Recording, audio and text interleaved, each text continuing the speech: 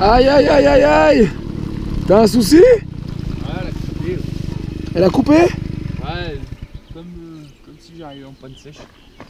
Ouais, je vais voir. Ah, tu crois que déjà? Ouais, Elle boirait tant que ça? ouais,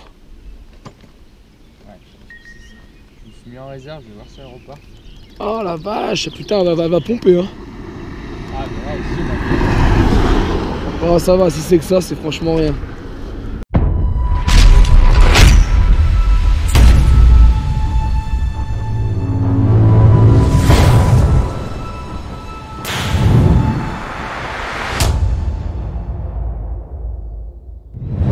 Hey, salut à tous. On se retrouve aujourd'hui pour une nouvelle vidéo. C'est le premier jour road trip. Il y a John qui est là et il y a Vince qui est là.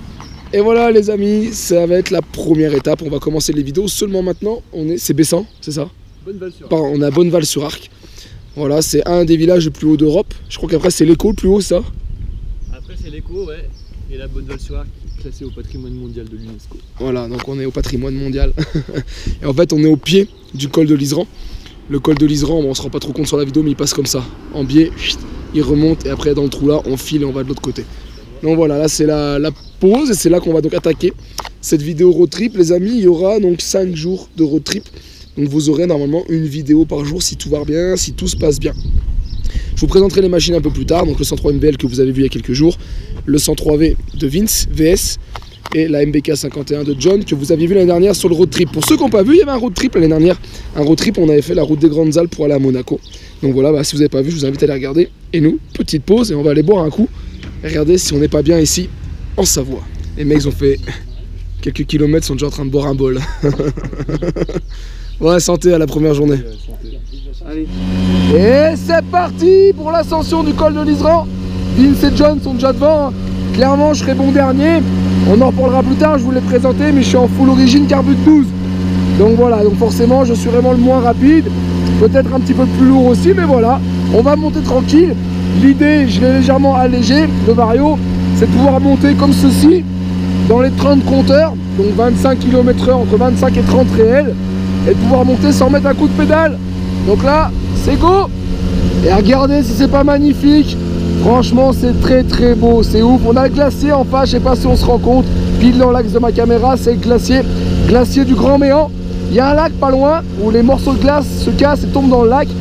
Et donc on appelle ça les icebergs, pardon, je vais y arriver, les icebergs Mauriennais. Je vais vous faire un petit classement aussi, hein, c'est pas une course, hein, on monte tranquille, regardez.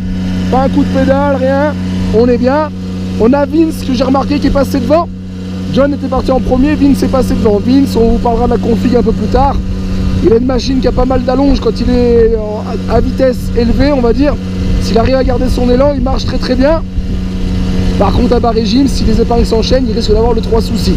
John, MBK 51 d'origine, on fait plus l'épreuve du MBK 51, c'est des machines qui marchent très très bien dans toutes circonstances. Et moi derrière, bon dernier. Et voilà, l'important, comme on dit, c'est d'arriver au sommet. Allez, la première partie passée, on est dans ce que j'appelle la deuxième partie, un autre versant complètement différent, et j'aperçois Vince qui est au bord de la route.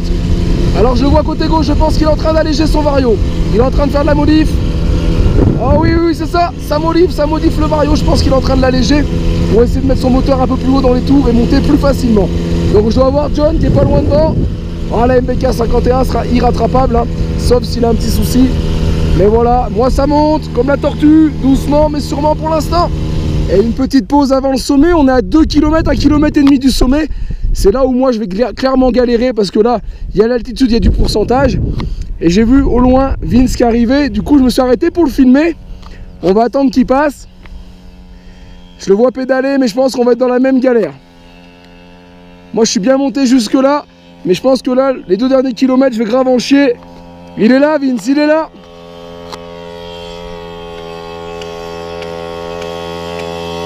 Allez Vince, allez, allez. Oh là là, que c'est dur, mais c'est bon. Et voilà les amis, donc c'est un peu galère, je suis descendu à 20-25 compteurs. Mais voilà, on y est les amis, regardez bien, arrivé au col de l'Iseran, je vous le rappelle, avec un 103 MVL en carbu de 12. C'est chose faite. On est là, ils sont où les movers? Ils sont là-bas à droite, c'est cool. Voilà, Je vous filme le sommet les amis. Ça c'est ouf. Et les copains, ils sont là, on est tous là. Première grosse étape de la journée, nickel.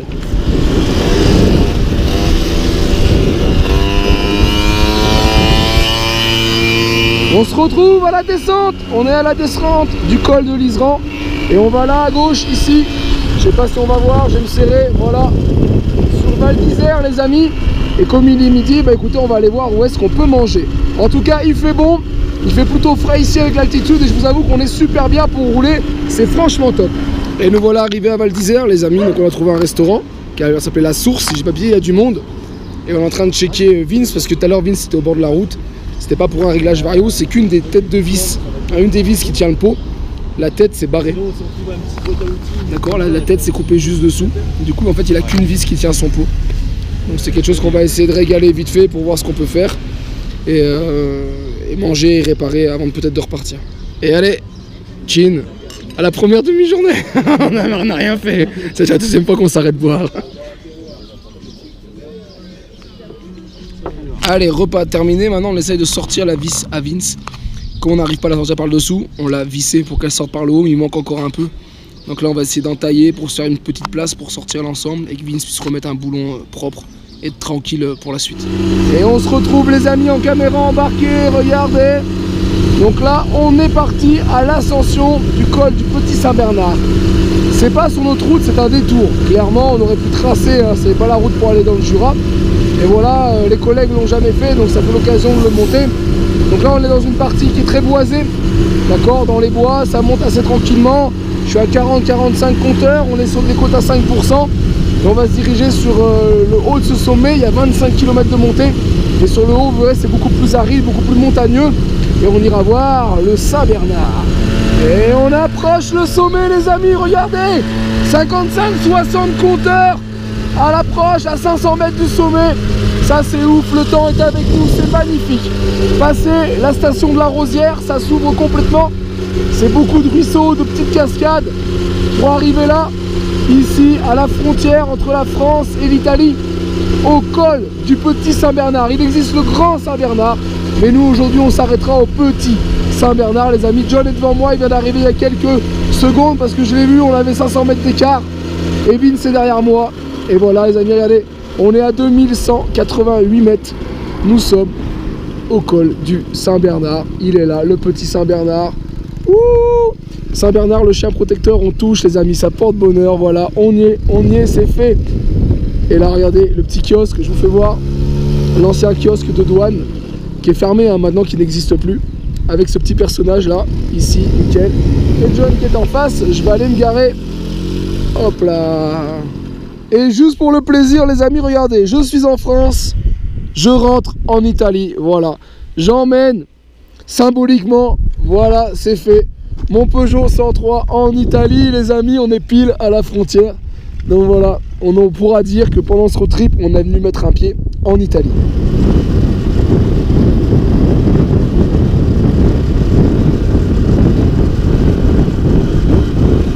De nouveau à la Rosière, hein, parce qu'on a fait demi-tour au col du Petit Saint-Bernard, on redescend, on s'est arrêté pour faire les pleins d'essence, il y avait besoin de faire des pleins, parce que la 51 était en réserve. Donc on a remis en gros 3 litres pour 160 bornes, et il s'est mis à pleuvoir, on s'est dit c'est rien, sauf que là c'est pas de la pluie, voilà, ça arrive, c'est en train de tomber, voilà, des grêlons en fait. Là je pense qu'on est en plein dans l'orage, alors on a les tenues de pluie, mais on se dit si c'est passager on va quand même attendre. Donc on va rester là calmement, tranquille, avant de repartir. Et puis s'il faut, on repartira sous la pluie. Et on se retrouve sur la montée, je suis avec Vince. Alors on se tient, Vince a un petit peu plus d'allonge, mais il est moins bon techniquement, on va dire, en virage. Du coup il arrive à me regagner un petit peu. Et dès qu'il y a 2-3 épingles, je le rattrape. Donc là je me fais une petite montée du Cormet de Roseland avec Vince devant.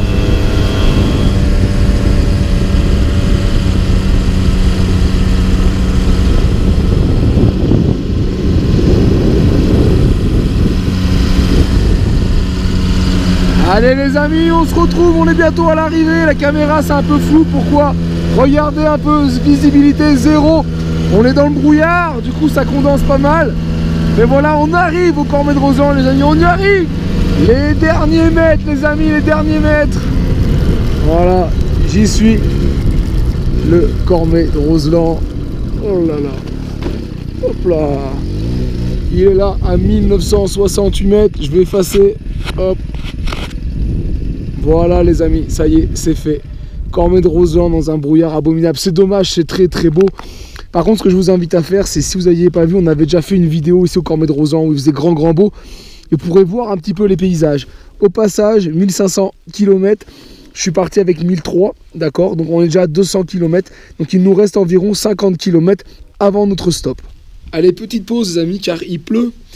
Mais comme on était dans le brouillard, on n'y a pas vu faire, c'était un peu humide, on s'est pas inquiété. Et en fait, on est passé du brouillard à la pluie et on est clairement trempé. Je sais pas si ça va se voir sur John. Mais là, il est trempé jusqu'au coucougnette, hein, c'est le cas de le dire. Et moi, pareil, vu que je l'ai pas mis, tout est trempé, hein, que ce soit les godasses ou autres, on est trempé. Et on a perdu Vince, donc on va attendre Vince, c'est qu'une route. Hein. Après, il est peut-être un peu plus prudent que nous, donc on va l'attendre ici et on repartira. Le pire, c'est qu'on est trempé. Bon, on rigole. En fait, ce qu'on va faire. En caleçon. En fait, ce qu'on a fait, comme on est trempé, hein, fallait les mettre avant. Mais ce qu'on peut faire, c'est quand même changer les t-shirts, mettre un vêtement sec dessous. Parce que celui-là, même s'il n'est pas mouillé, il est humide. Alors, mettre un t-shirt sec. Moi, je vais mettre le kawaii et je remettrai ma veste par-dessus mon kawaii. Comme ça, je perds pas mes protections. Et dessous, c'est surtout là, hein, parce que après, c'est de la descente. On connaît, hein, c'est une route qu'on connaît. Comme c'est de la descente, on va se protéger du vent frais. Il faudrait pas tomber malade le premier jour avec un courant d'air sur de l'humidité, quoi. On est toujours au barrage, cette fois-ci du Cormet de Roseland. On était juste en face avant. Mais là, voilà, je mets la main au-dessus de la caméra pour la protéger de la pluie. Mais on a un petit souci avec la Mob Vince qui arrive, que je vais aller aider. En fait, il patine avec la pluie. Donc clairement, là, il peut plus rouler. C'était arrêté pour faire plein. Et depuis, il est coincé. Donc on va essayer de trouver une solution. Allez, on est sous un petit coin à l'abri. Merci aux gens de l'hôtel qui nous laissent rester là. Et du coup, enlever le carter. De façon après à pouvoir accéder au vario, voir si tout va bien, sécher. Et la démarrer ici à l'abri et à partir. Et nous voilà à Beaufort les amis, et on entend la machine de Vince qui est en train de tourner, écoutez. Donc voilà, là c'est cool, on a un rayon de soleil. Et on était descendu du coup en roue libre du Cormet de Roseland. Comme ça on a eu le temps de se mettre là bien au sec, à l'abri, de la sécher. Et en plus il pleut plus. Et voilà, 2 coups de pédale plus tard elle a démarré sans souci. Alors là c'est juste que la courroie patinait trop, avec l'humidité et l'eau on n'y arrivait franchement pas. Donc là c'est bon, donc maintenant on va continuer à tracer en direction d'Annecy. Ce soir on dort à Saint-Joriose, mais avant on s'arrête voir des amis mobbers et on va se faire un petit barbecue. Et on reprend la vidéo les amis, on a fait que rouler depuis que la machine a reparti, on a tracé parce que voilà, regardez où on est. Un petit barbecue chez nos amis savoisiens, pardon. Et regardez un peu ça, la vue chez Fred, voilà Fred qui nous reçoit. Je te mets sur la vidéo mon Fred. Dieu. Et t'es bien en tout cas, t'as une sacrée vue là. Ouais, je suis pas mal. C'est un sacré spot là. Regardez ça les amis pour finir la journée. Voilà, là on va filer à l'hôtel qui est pas loin. On va poser les brels et on va revenir parce qu'on n'est vraiment pas très loin et on va venir tant que le feu chauffe faire le barbecue.